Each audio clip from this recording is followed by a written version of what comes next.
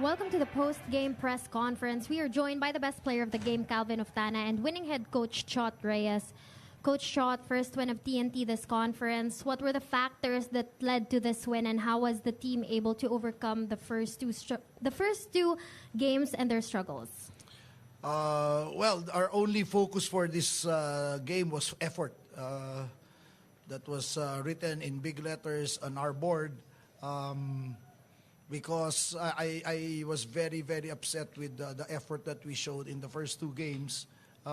Even before looking at the technical aspects of the game, not having Jason and Kelly and Poy as well for the first two games was a big blow for us. But still, there's no excuse for not exerting our best effort.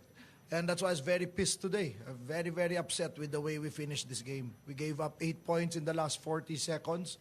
And that goes against everything that we believe in and everything that we stand for as a team.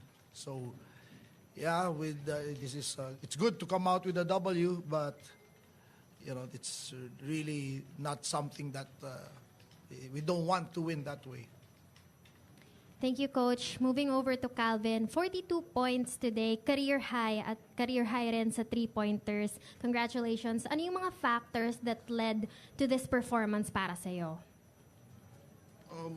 Wala naman. It's just, yun nga, we are known for, sa depensa dapat, yun na.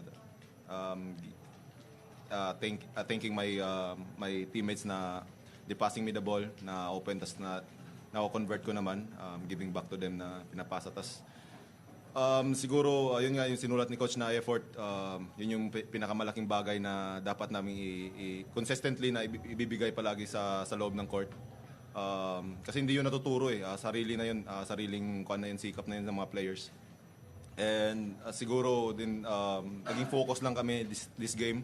The past two games, medyo on cloud pa yung mga isip ng mga teammates ko. Pero yun nga, tapos na, sabi ko nga sa kanila, tapos na yung championship, kailangan na namin magtrabaho ulit.